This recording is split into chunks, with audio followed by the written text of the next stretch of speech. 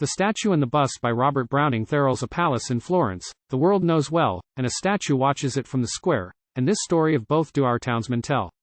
Ages ago, a lady there, at the farthest window facing the east, asked, ôWho rides by with the royal air? The bridesmaids'll prattle around her ceased. She leaned forth, one on either hand. They saw how the blush of the bride increased, they felt by its beats her heart expand as one at each ear, and both in a breath whispered, ôThe, Great-Duke Ferdinand. That self-same instant, underneath, the Duke rode past in his idle way, empty and fine like a swordless sheath. Gay he rode, with a friend as gay, till he threw his head back. ôWho is she? ôOh, a bride the Riccardi brings home today. Hair in heaps lay heavily over a pale brow, spirit pure carved like the heart of the coal-black tree, crisped like a war steedle's encolor, and vainly sought to dissemble her eyes, of the blackest black our eyes endure. And lo, a blade for a knight's emprise filled the fine empty sheath of a man. The Duke grew straightway brave and wise. He looked at her, as a lover can. She looked at him, as one who awakes. The past was asleep, and their life began. Now, love so ordered for both their sakes, a feast was held that selfsame night in the pile which the mighty shadow makes. For Via Larga is 3 parts light, but the palace overshadows one, because of a crime which may God requite. To Florence and God the wrong was done, through the first Republic's murder there by Cosimo and his cursor son. The Duke, with the statue's face in the square, turned in the midst of his multitude at the bright approach of the bridal pair. Face to face the lovers stood a single minute and no more, while the bridegroom bent as a man subdued bowed till his bonnet brushed the floor, for the Duke on the lady a kiss conferred, as the courtly custom was of yore. In a minute can lovers exchange a word? If a word did pass, which I do not think, only one out of the 1,000 heard. That was the bridegroom. At Thereъл's brink he and his bride were alone at last in a bedchamber by a taper's blink. Calmly he said that her lot was cast, that the door she had passed was shut on her till the final catafalque repassed. The world meanwhile, its noise and stir, through a certain window facing the east, she could watch like a conventel's chronicler. Since passing the door might lead to a feast, and a feast might lead to so much beside, he, of many evils, chose the least.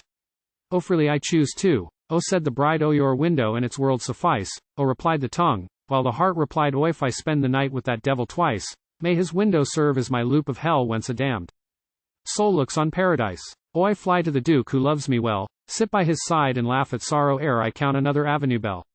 'Tis only the coat of a page to borrow, and tie my hair in a horseboil's trim, and I save my soul, but not tomorrow. She checked herself and her eye grew dim. Me father tarries to bless my state, I must keep it one day more for him. Is one day more so long to wait? Moreover the Duke rides past, I know, we shall see each other, sure as fate. She turned on her side and slept. Just so we resolve on a thing in sleep, so did the lady, ages ago.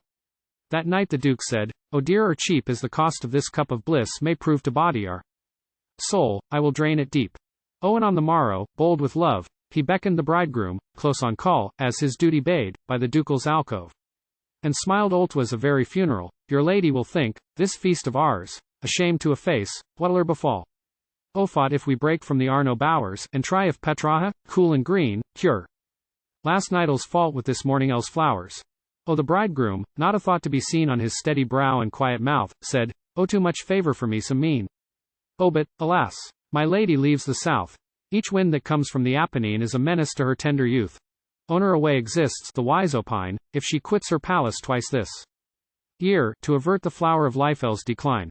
Quoth the Duke, a sage and a kindly fear. Moreover Petraja is cold this spring. Be our feast tonight as usual here. And then to himself, which night shall bring thy bride to her lover's embraces? Fool, or I am the fool, and thou art the king. At my passion must wait a night, nor cool for. Tonight the envoy arrives from France, whose heart I unlock with thyself, my tool. I need thee still and might miss perchance.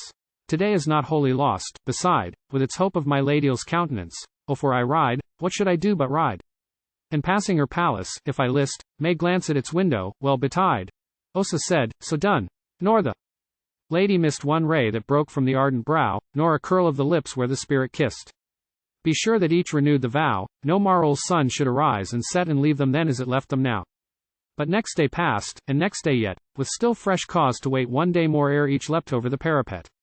And, still, as Lovell's brief morning wore, with a gentle start, half smile, half sigh, they found love not as it seemed before. They thought it would work infallibly, but not in despite of heaven and earth. The rose would blow when the storm passed by. Meantime they could profit in winter's dearth by store of fruits that supplant the rose. the world. And its ways have a certain worth, and to press a point while these oppose were simple policy. Better wait. We lose no friends and we gain no foes. Meantime, worse fates than a lover's fate, who daily may ride and pass and look where his lady watches behind the grate. And she watched the square like a book holding one picture and only one, which daily to find she undertook. When the picture was reached the book was done, and she turned from the picture at night to scheme of tearing it out for herself next sun. So weeks grew months, years. Gleam by gleam the glory dropped from their youth and love, and both perceived they had dreamed a dream, which hovered as dreams do, still above. But who can take a dream for a truth? Oh, hide our eyes from the next remove. One day as the lady saw her youth depart, and the silver thread that streaked her hair, and, worn by the serpentel's tooth, the brow so puckered, the chin so peaked, and wondered who the woman was, hollow-eyed and haggard-cheeked, fronting her silent. In the glass ôSummon here, she suddenly said, before the rest of my old self pass, ôHeem, the carver, a hand to aid, who fashions the clay no love will change, and fixes a beauty never to fade. Let Rabiel's craft so apt and strange arrest the remains of young and fair, and rivet them while the seasons range.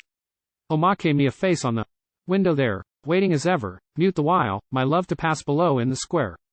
Let me think that it may beguile dreary days which the dead must spend down in their darkness under the aisle. Otto say, what matters it at the end? I did no more while my heart was warm than does that image, my pale-faced friend. Where is the use of the lipple's red charm, the heaven of hair, the pride of the brow, and the blood that blues the inside arm unless we turn, as the soul knows how, the earthly gift to an end divine? A lady of clay is as good, I trow.